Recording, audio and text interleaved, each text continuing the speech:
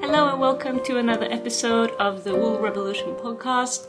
My name is Helena. I'm sitting on my floor maybe for the last time actually. I'm moving in 3 weeks, so maybe this is finally the last time I'm recording here in my living room / bedroom. It's been a while since I recorded. I feel like I say that every time, but this time it's actually true. It's been almost a month, I think, which is not good because that means I have a lot to talk about, which means it'll take me some time to get through. And today I'm squeezing this recording session in on my lunch break, so I don't have too much time. I have a meeting to get back to. I'm working from home today, so that's what makes this possible. I'm having a hard time finding time during the weekend to record because I've probably said that before. This is a quite small apartment, so it's not possible to, like, the only room you can actually close the door to is the bathroom. So I'm not able to record really when we're both at home. But soon I'm moving. You can see already I have the moving boxes here. We've started packing, and like I said, we're moving in 3 weeks. And then I will be able to create my own crafting space. Or like my crafting studio. I like to call it a studio because it's gonna be a complete room for my, crafting. So I'm gonna start sewing, which is not something I've done, but I'm eager to start using my sewing machine. And of course knitting. It's gonna be all about knitting and yarn. I'm gonna have all my yarn there. Finally, in a more organized way. I plan to film a little bit from the moving and from the process of getting my studio organized. And then I'm also going to show you how I keep my yarn stash today, which is not a pretty sight, I tell you. Yeah, it's not great. Yeah, I think that's all I have to say about that.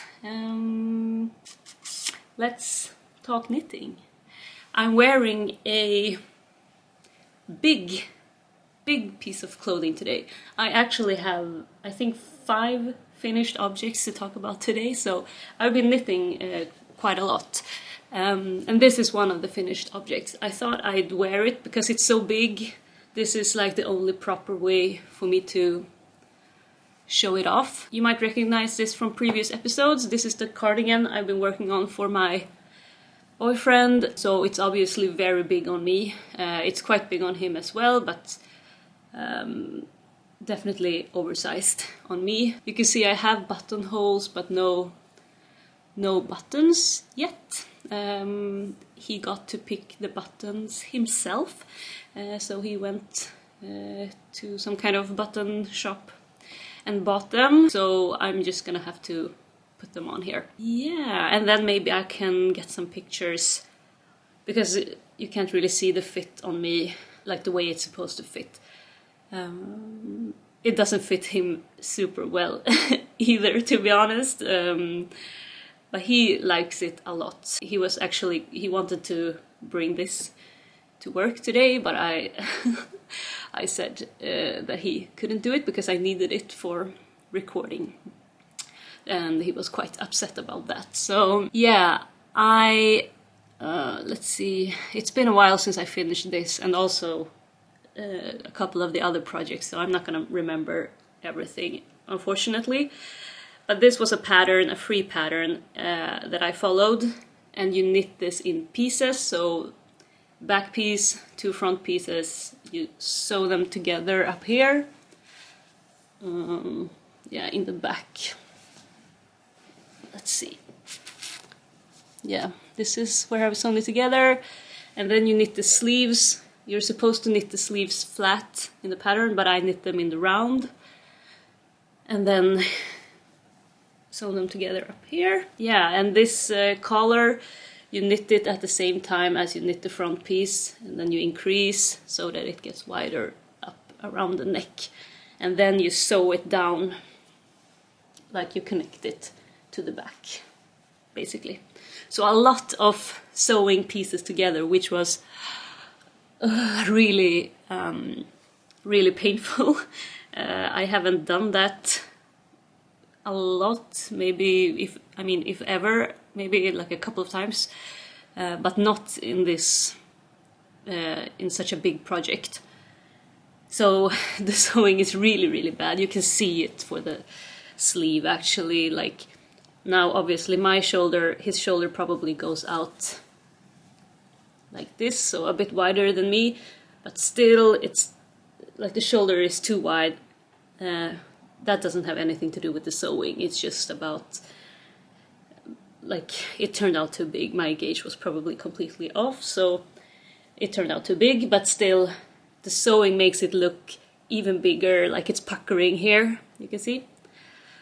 But at this point I was so frustrated with the whole project. I made two like big mistakes, so I had to redo them. I'm gonna talk about them later, but yeah, I just wanted to have it finished, so I didn't care too much.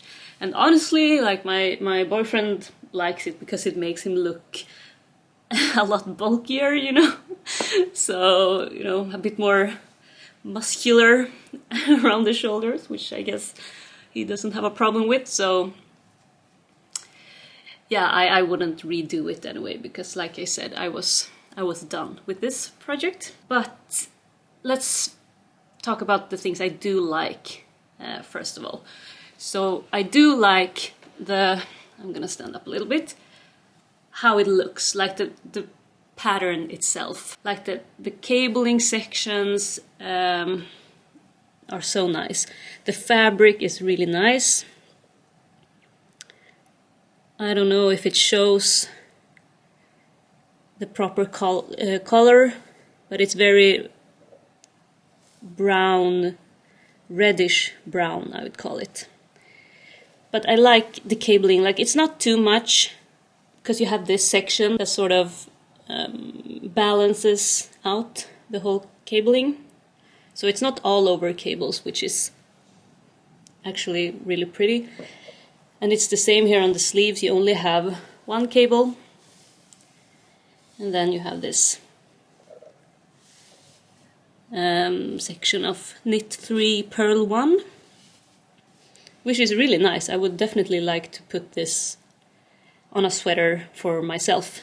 It's really nice. The sleeves, I have folded them. They're actually longer like this, but the whole cardigan turned out a little bit too big, and the sleeves a little bit too long. I couldn't measure them because I knit them bottom up and then sew it on, so I couldn't really measure.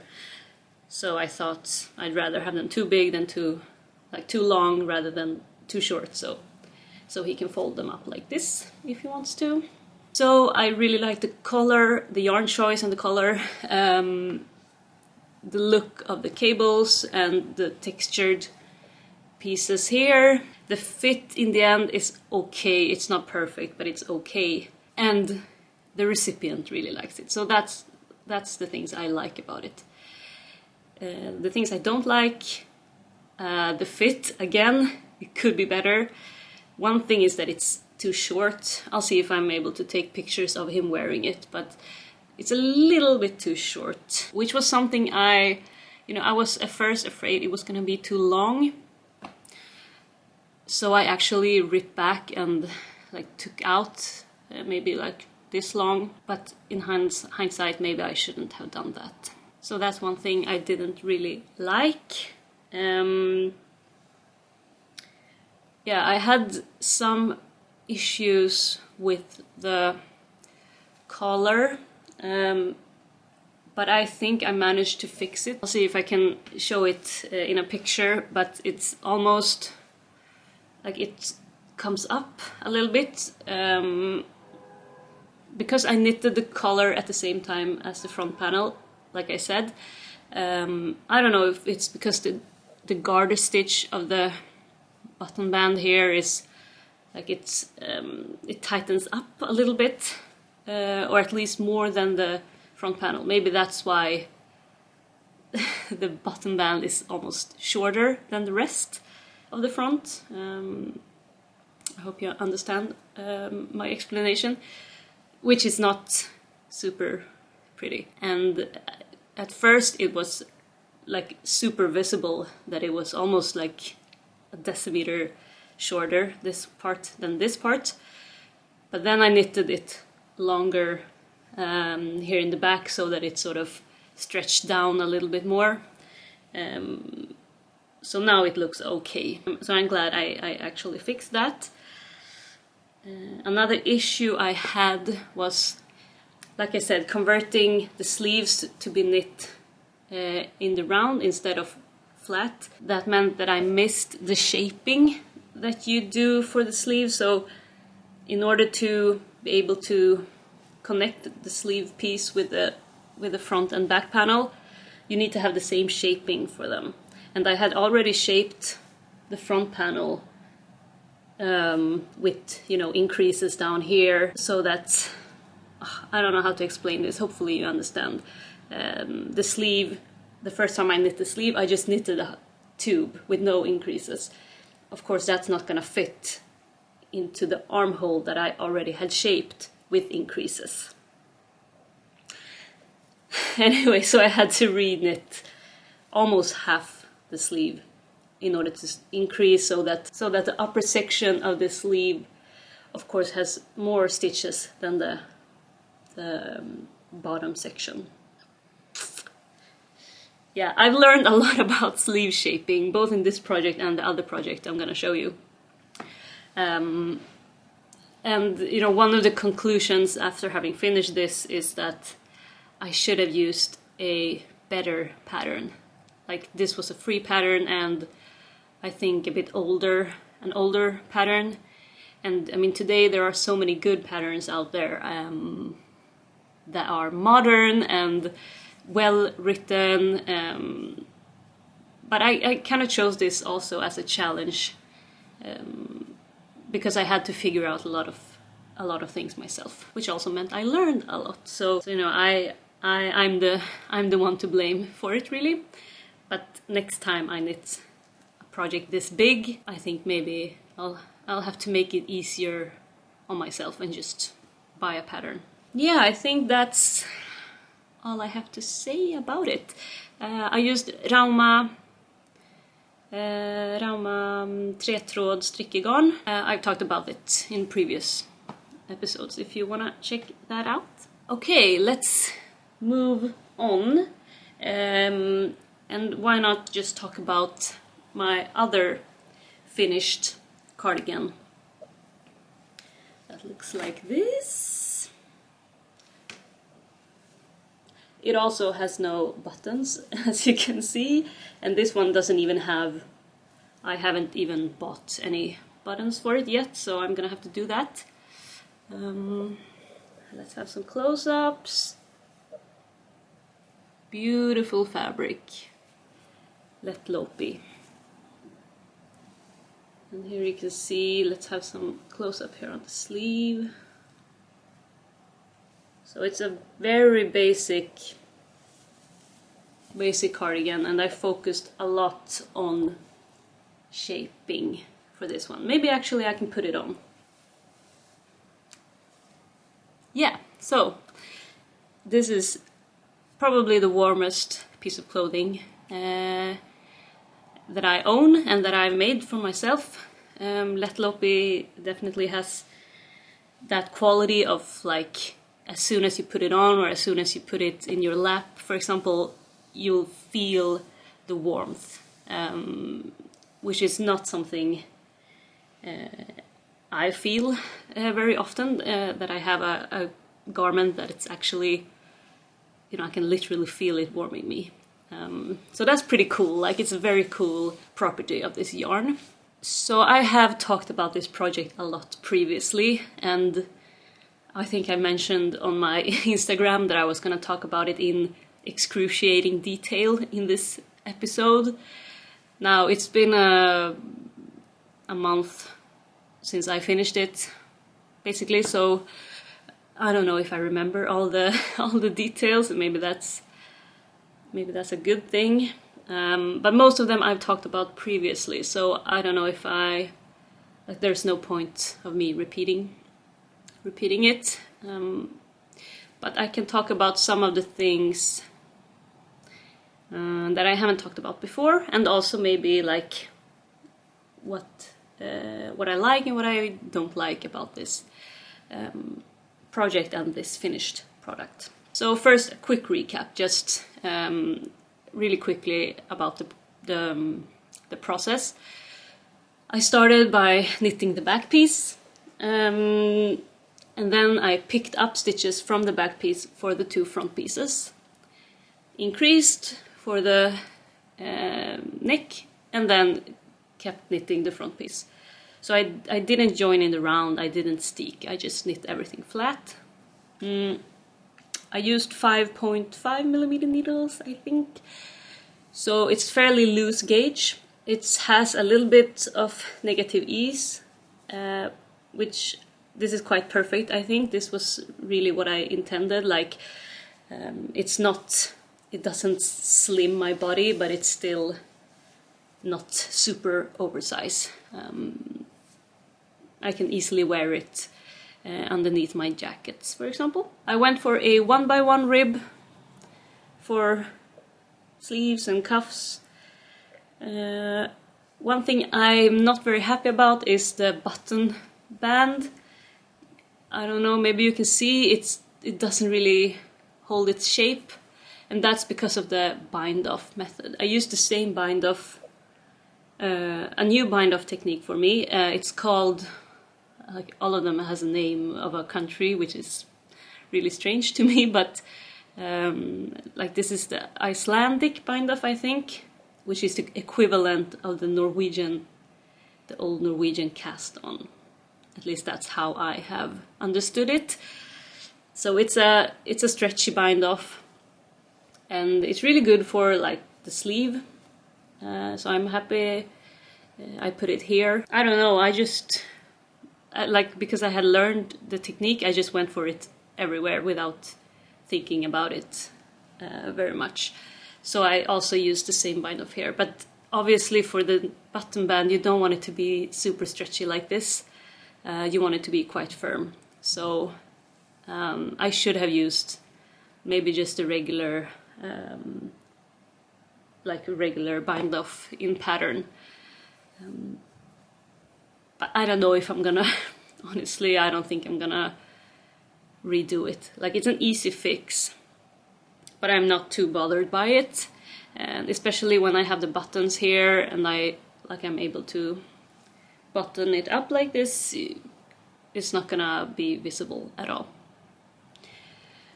But that's one thing I'm not too happy about. Yeah, and that's pretty much it.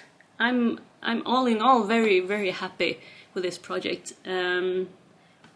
I've learned so much, especially about like shoulder shaping, and I'm very happy about how the shoulders turn out. It's very, like, it fits me really well, which is quite insane because I didn't I didn't follow a pattern. I didn't measure my gauge or do any of that kind of calculations. Well, I did a rough estimate, like, oh, my gauge should be something like this, and my measurement for the back piece should be something like this, but nothing concrete. So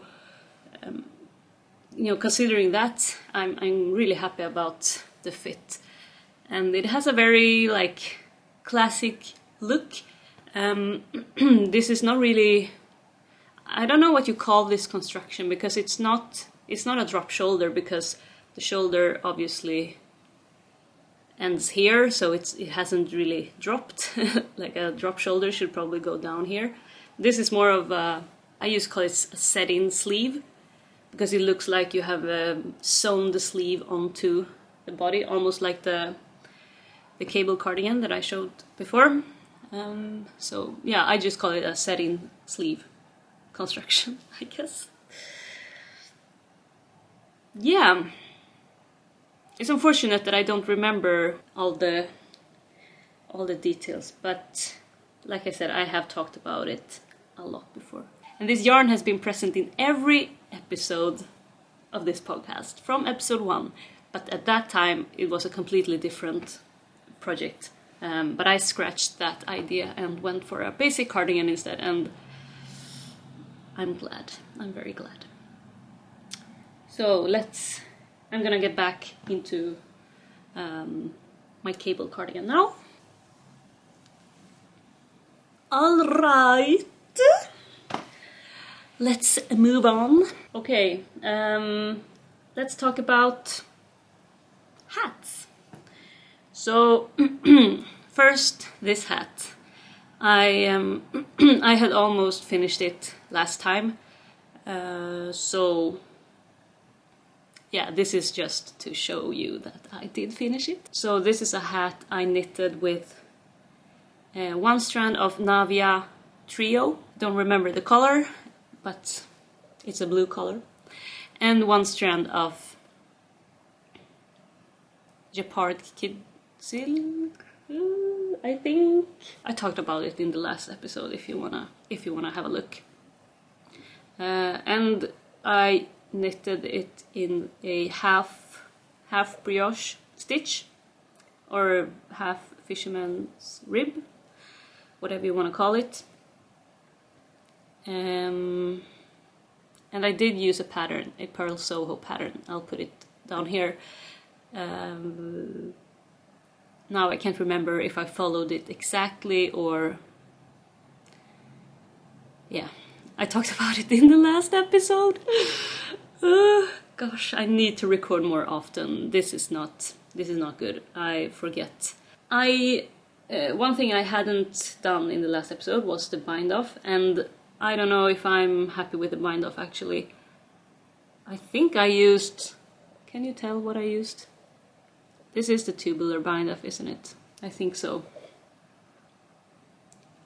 But it doesn't look, I don't know, it doesn't look like a tubular bind off, even though I'm pretty sure that it is.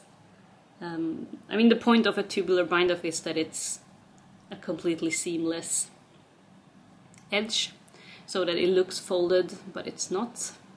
But this one is just, I can put it on to show you. It doesn't really look like it's folded. Before I blocked it, I was worried that it was going to be too small, but after blocking it turned out okay. I think I knitted the kid size, so it was a bit risky, but I mean, especially I have one other hat that's knit with mohair, and it stretches a lot. Well, it's knit with mohair and some merino yarn. Maybe it's the merino yarn that stretches, but now I'm happy with the fit. And yeah, like I said, I probably, to really get this impression of a folded rib, like a thick folded rib, maybe I actually should have knitted it longer and folded it up, you know, one extra time, because this is only folded one time. But yeah, I don't know, details. I'm gonna take it off now. Yeah, so I don't have a lot more to say about it. I have also finished another hat, and this hat was not made for me, it was made for my partner. And I don't know, this was a bit of a failed project. This is what it looks like when I fold it down. So I have had this yarn for a while now. I can't remember what it's called. I got it from my mom to knit a hat for my brother, but I never did. So I used it to knit a hat for my partner instead. And I used the Oslo Hue pattern, but I don't know if I like I miscalculated the amount of yarn I needed, because for the Oslo hat you knit with 2 strands of yarn, I think, and this was only 1 strand, and I thought it had the same thickness as 2 strands of the suggested yarn in the pattern would have had, but I don't know, my yarn, I didn't have enough yarn basically to knit a Oslo hat, so I had to improvise, because in the Oslo hat you fold the brim twice, so you get a really thick brim, and in order to do that you need to knit a very long hat before you fold it. But I realized that I wouldn't have enough yarn for that, so you can probably see that this part I have already folded it. I only folded it once to start with, which meant that obviously the purl side had to be visible. I didn't want to rip back and like try to knit some other kind of model of the hat. I just wanted to finish it at this point. So I thought I could fold it once, and then I've sewn it on. So this one is sewn together. And I think this looks nice, actually. I'm not... It wasn't a bad idea. Now the folding is not very neatly done. You can see the brim is quite long here, but it's shorter here in the back. The problem when I had done this was that it was like a bit too long for my partner, but he likes to wear his hats like this. So yeah, so now it's double folded anyway, but it's obviously a very short hat, so like it almost covers it covers the tip of his ear, but not more. So I mean, he says that he can wear it. It's good because when he wears his headphones, he can't have a hat that covers his ears. Yeah, so he's happy with it. You can probably tell that he's very knit-worthy. Like he claims that he likes almost everything I knit for him. Well, he has received a hat before that he doesn't like, but that's understandable because it turned out a disaster actually, and the yarn was not... I didn't like the yarn at all. But other than that, I think he has enjoyed everything I've made him, which is not a lot, maybe like 4 or 5 things. But I don't know, maybe I should try this on. So this is what it looks like on me. It's not very nice. I knit this on, I think, 3.5 millimeter needles. The yarn is maybe like DK weight, probably. There's that. Okay, so that's everything. No, I have one more finished project. I don't have it with me because I have already gifted it. I'll put a picture here. It's a Christmas sock, which is quite odd because it's March now. So I know it's not the season for it, but I made this for a friend of mine who's had a baby, and we went to the christening last week. And I figured, like, what do I give? Because the same baby has already gotten a baby blanket from me, and I thought, like, for the christening I wanted to do something that had his name on it, because that's the whole purpose of the christening. So, and you know, if I knit a cardigan or something like that, he's just gonna grow out of it really quickly. So I wanted something that he's gonna be able to enjoy for several years. And then I thought, like, a Christmas stocking would probably be a good idea. And I also know that they have in their apartment, they have a fireplace, which is nice because then they can hang it there for him to receive a gift on Christmas morning maybe. And I also know that they will spoil him quite a lot because I know my friend. and so I for this project I knitted in fingering weight yarn on 2.5mm needles. So I used sock yarn, which maybe wasn't necessary because no one is gonna wear it, so it's not gonna tear. So you don't really need that sturdiness of a sock yarn. But I had a red colored sock yarn in stash, so I thought I might as well use it for this. And I cast on 88 stitches, I think I landed on. I tried a few different number of stitches, but 88 was the one I ended up with. And I picked colorwork charts from Google and also from this book. I've talked about this book in my video, in the last video, about my knitting ambitions for 2023. But it's a book that has a lot of colorwork charts that you can pick and choose from. And I just like, yeah, I came up with the colorwork section during knitting, so I didn't plan all of it beforehand. Yeah, and then when I had finished, I realized that I had to write down like the stitch counts and everything, because if he will get a sibling, of course, you know, that sibling is also gonna need a Christmas stocking so that it will be fair. So I had to write down everything, and also I drew up the charts in Excel just to have them there in case I want to have like a similar looking Christmas stocking for a potential baby number 2. I have no idea if that's on the agenda, but you never know. All in all, I was happy about the finished product, and so were they, I think.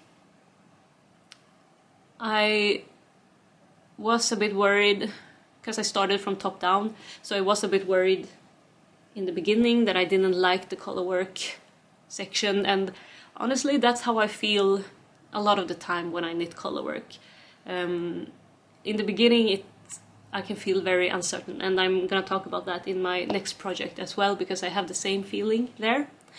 Because it's hard to... you need the full picture to... or at least that's the case for me. I need to see the whole section, the whole colorwork section, before I can decide whether I like it or not. So it's hard to see after just a few rows. It can look awful after a few rows, but then when you have knitted the whole thing, it looks quite nice. And that's a hard balance, because you need to decide, obviously, when do you keep going and just trust that you have a good idea of the color choices and everything, and when do you actually decide to rip back and come up with something different. It's not very easy, I think. But for this project I'm glad I stuck with it, because it turned out okay in the end, I think. Yeah, so that's everything I finished. I have 2 more things to talk about. They are both new cast-ons, and I have actually made some progress on both of them. Let's talk about the other colorwork project first. I'm gonna show it to you, and then I'm gonna talk about it. Ta-da! Oh, it looks good. It looks really good. Yes. Oh, I've been so unsure about it, but now I can see it like in front of me. Okay, where to start? This is going to be a sleepover, and I'm actually thinking about turning this into a proper pattern, which is insane because I haven't The only patterns that I've written up are my sock patterns, my colorwork sock patterns. So this would be the first time I'm designing a garment. But I'm so happy with how it's turning out. The plan is, I'm knitting it bottom up, as you can see. At first I actually started top down, like I started with the back piece. But when you knit top down, of course the stitches will be upside down, so it would, this is what the colorwork would look like. And from a distance it doesn't really matter that the stitches are upside down, but I think when you look close, for example here, you can definitely see that the stitches are upside down. And I didn't like it. So I redid it, so I knit it bottom up instead. So I started with a ribbing, and then this colorwork section that is, yeah, it starts from here and ends here. So I have just now started on round 2 of the chart. So it's a quite long chart, but it's basically the same, as you can see. This section and this section, they are the same, just I've moved it a little bit so that, yeah, you can see what I mean. And these two are the same. And this is not, like, it's not a new, well, obviously it's sort of new because I have made some adjustments and I've drawn it in Excel the way I like it, but the motif is an old traditional Fair Isle motif from the Shetland Islands, I think. A very beautiful motif, I think. I'm using 7 colors. I wasn't sure when I started out which colors to use and how many colors to use, but I landed on 7. I'm using this, I'm knitting this from scrap yarns basically, because yeah, I bought a lot of scraps from a knitting event that we have here in Sweden. It's organized by, I don't remember, or I don't know who's organizing it, but it's called Slakta Stashen. If you're Swedish, you probably know what it is.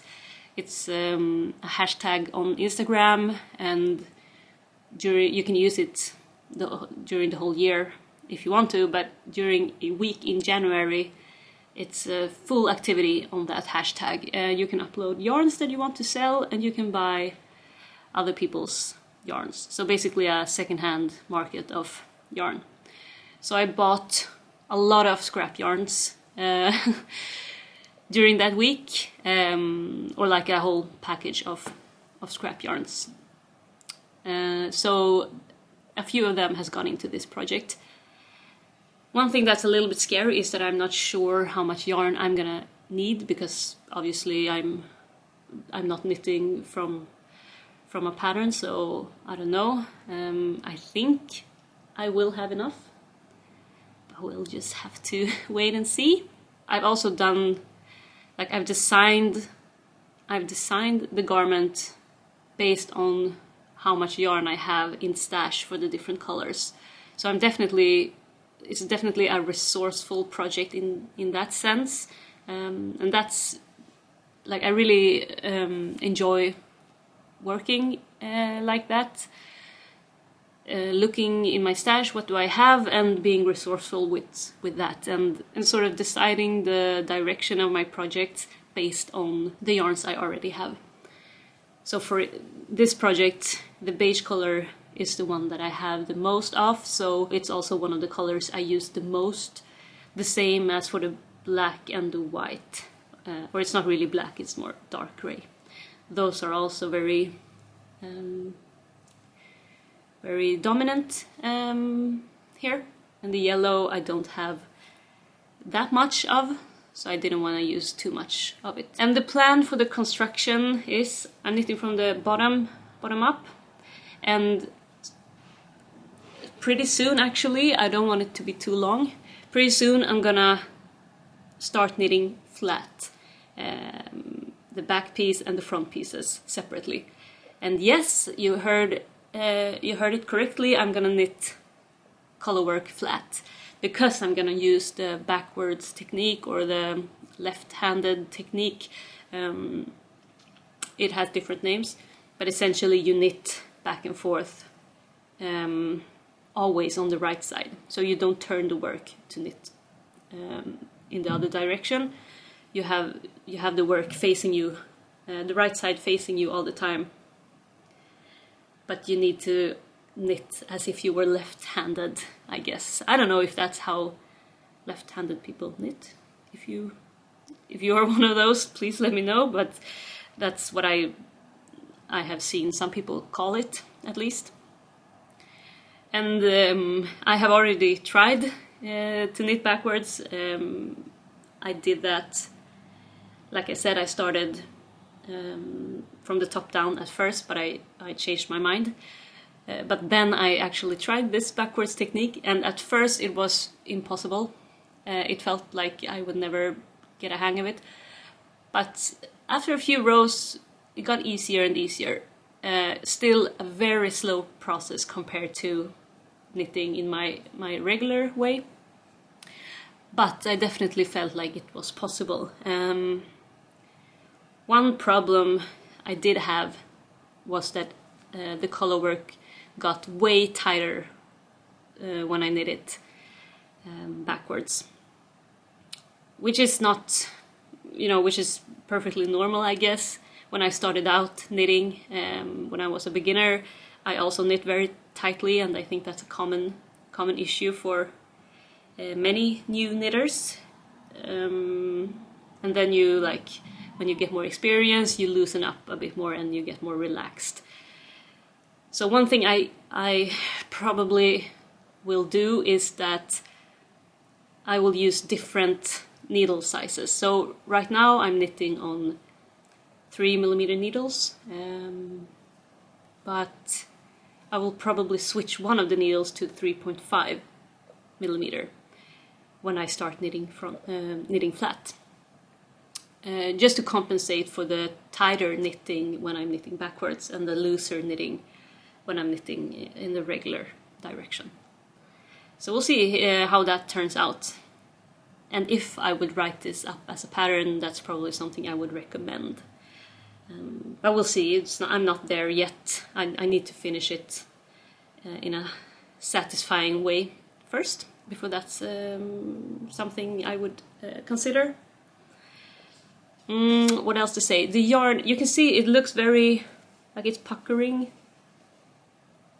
quite a bit. It doesn't show as much in the camera as it does in real life, but it's puckering a lot more than it usually does when I knit colorwork. I think that has to do with the yarns. I'm using a whole range of different fingering weight woolen yarns, and they are quite different in like thickness or in like how tightly they are spun. For example, if you compare these two, so yeah, the brown here is very thin, or like more tightly spun than the white. I think that will even out when I block it, so we should be fine. But yeah, it's nice to look at it in the camera because it looks more even. I think, at least when I look at this little preview camera that I have here. So yeah, now I got even more excited to keep working. And this is so much fun to knit. This is definitely my favorite kind of project, and I'm so glad I'm back knitting this kind of piece, because it's been a while since I knitted the colorwork. Well, I just showed you a Christmas stocking in colorwork, so that's not true. But it feels like, I don't know why, but it feels like a long time. And especially with this yarn, these kind of yarns, like woolly, thin woolly yarns, it's a lot of fun. And you can see I've made a lot of progress already in just a few weeks. So I hope this will turn out good. And like I said before, like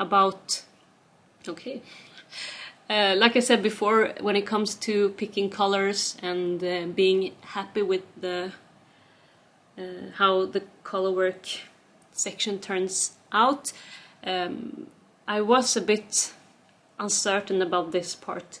So for this part, I was happy immediately about the color choices. I think it looks really nice, and this background color here, this kind of cool brown gray color, is really pretty. But for this section I wasn't too sure, like, yeah, I thought this section, middle section, it popped too much and it didn't fit in with the rest. I was also not sure with these two, like I was worried maybe it was too much black and white, the contrasts were just too much. At first I think I wanted it to be a bit more muted, and I wanted the transitions from one part to the next to be a bit more smooth, because now this is very high contrast, this whole part essentially. But now looking at it, I can't complain. So yeah, definitely in this case I definitely had to knit the whole thing just to get the entire balance. I don't know if I'm making sense. I'm so happy looking at it. I want to continue knitting on this now. But to be continued. Maybe in the next episode I will have started the knitting flat, and I might be screaming in agony because it's so painful and annoying. We'll see. But I'm optimistic so far. Okay, finally, last project. My lunch break is... I don't have a lot of time. Okay, quickly. My final project is a sweater as well. Or it's not as well, because the other project was a slipover, and this is a sweater. And it's not very easy to show because I'm right now working on the neckline, and it's really scrunched up. But I can show you the color, which is very vibrant and beautiful. Oh, look at that. It's green, but it has all of these like blue and yellow tones. And that is because I'm using this yarn, Filcolana Pernilla. And this yarn is the reason why the fabric is turning out so blue, and yeah, it has these like blue tones, so it's a very like cold green color. And I've paired it with, I don't have the button band now, but a very olive green color actually. So they are not exactly the same tone, but together they create this amazing fabric. And this is actually a drop shoulder construction, and it's the first time I am knitting a drop shoulder. So it has been a bit of experimenting, for sure. I think, yeah, I'm using 4mm needles, and I think I cast on 120 stitches for the back, and then I picked up for the front. Well, I did some short rows for the back piece, and then I picked up for the front. And it's supposed to be V-neck. I'm working on the neckline now, as you can see, so I don't know if I sat with it last night and I struggled quite a bit with it, so I'm not sure if I'm happy with it. It's hard to see now when it's on the needles, of course. I'm gonna have to evaluate and maybe reknit it if I feel like I have to. Yeah, nothing else to say about it. It's just a stockinette stitch. I only have 4 balls of this yarn. So, and it's 175 meters per 50 gram. Yeah, so what's that? Like 700 meters? Which is not a lot. So it's gonna have to be a little bit cropped. It is quite oversized already. And that's, I mean, I can't do anything about that now. So I'm gonna have to adjust the length. So we'll see. It's gonna have to be a little bit cropped, and maybe the sleeves will be a bit shorter. I want the sleeves to be oversized in the same way as the body, so maybe I'll have to compensate by having the sleeves a bit shorter. Just so that I don't run out of yarn.